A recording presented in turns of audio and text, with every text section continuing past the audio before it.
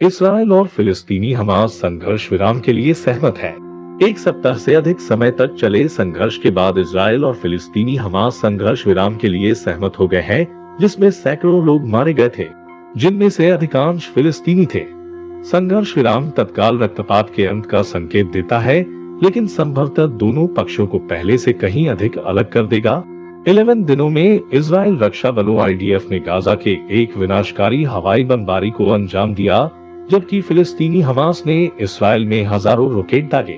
हिंसा में जो इस बात को रेखांकित करता है कि एक दीर्घकालिक शांति समझौता कितना मायावी बन गया है।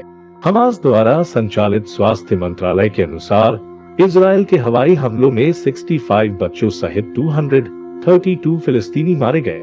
IDF और इजराइल की आपातकालीन सेवा के अनुसार गाजा से फिलिस्तीनी गोलीबारी में 2 बच्चों सहित इजराइल में कम से कम 12 लोग मारे गए हैं। हमास के एक वरिष्ठ नेता ने CNN को बताया कि मिस्र द्वारा दलाली की शर्तों के तहत शुक्रवार को स्थानीय समयानुसार 2 बजे शुरू होगा। सुरक्षा मंत्रिमंडल ने आज शाम बुलाई और सर्वसम्मति से सभी सुरक्षा तत्वों की सिफारिश को स्वीकार कर लिया। Chief of staff Shin Bet के प्रमुख, मोसाद के प्रमुख और राष्ट्रीय सुरक्षा परिषद के प्रमुख को स्वीकार करने के लिए एक पारस्परिक बिना शर्त युद्ध विराम के लिए मिस्र की पहल, जो बाद में सहमत होने के लिए 1 घंटे में प्रभावी होगी। इजराइल के प्रधानमंत्री बेंजामिन नेतन्याहू के कार्यालय से बयान पड़े। घोषणा के बाद गाजा और तेल अवीव में संघर्ष विराम का जश्न देखा जा सकता है। शुक्रवार की सुबह के शुरुआती घंटों में CNN के एक रिपोर्टर ने सड़कों पर कारों को खुशी से झूमते देखा, जबकि पास की एक मस्जिद से प्रसारित एक आवाज ने भगवान की स्तुति की। तेल अवीव में समाचार ने राहत से लेकर संशयवाद तक प्रतिक्रियाओं का मिश्रण प्राप्त किया।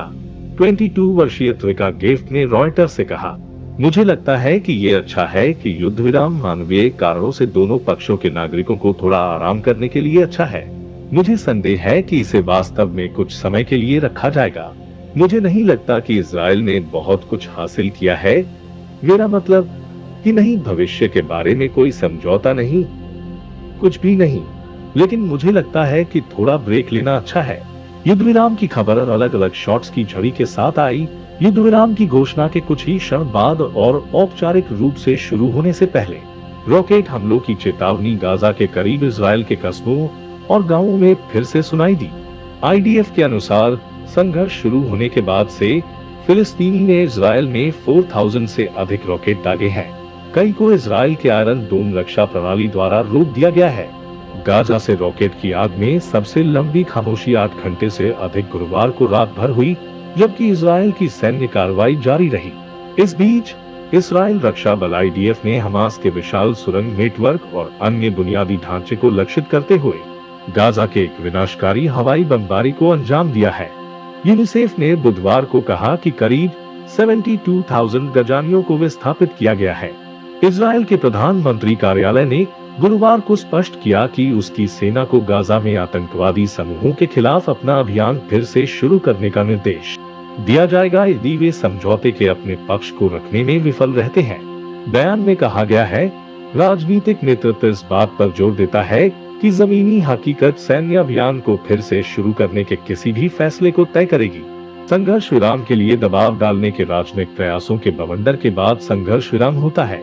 अमेरिकी राष्ट्रपति जो बिडेन और उनके प्रशासन ने पिछले कुछ दिनों में इजराइल पर मैसेजिंग की थी, जिसमें बुधवार को इजराइल के प्रधानमंत्री बेंजामिन नेतन्याहू के साथ बाइडेन की चौथी कॉल भी शामिल थी।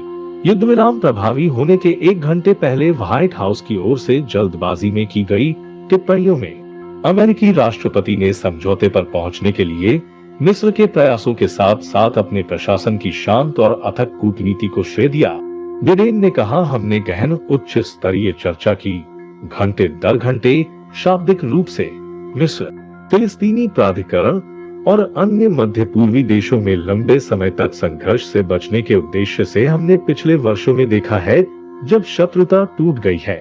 बिडेन हाल के दिनों तक अपने इजरायली समकक्ष के साथ अधिक जुझारू नहीं बने, जब उन्होंने नेतन्याहू को स्पष्ट रूप से बताया कि हिंसा को रोकने की जरूरत है, लेकिन उन्होंने इसे निजी तौर पर किया और 11 दिनों के दौरान व्यक्तिगत रूप से स्थिति को शायद ही संबोधित किया।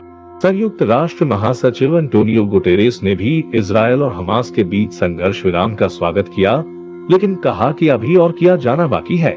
गुटेरेस ने संवाददाताओं से कहा कि वह इजरायल और फिलिस्तीनियों के बीच वार्ता की वापसी चाहते हैं और गाजा में निवासियों को मजबूत मानवीय सहायता वितरण का आह्वान किया। महासचिव ने इससे पहले न्यूयॉर्क में एक जोशीले भाषण में तत्काल युद्ध विराम का आह्वान किया था। अगर पृथ्वी पर नरक है तो आज गाजा में बच्चों का जीवन है, उन्होंने अपनी टिप्पणी के एक प्रतिलेख के अनुसार कहा। यरूशलेम में हफ्तों के तनाव के बाद इजरायल और हमास के बीच शत्रुता शुरू हो गई, जहां फिलिस्तीनी परिवारों के एक समूह को यहूदी राष्ट्रवादियों के पक्ष में पूर्वी यरूशलेम में अपने घरों से बेदखल करना पड़ा।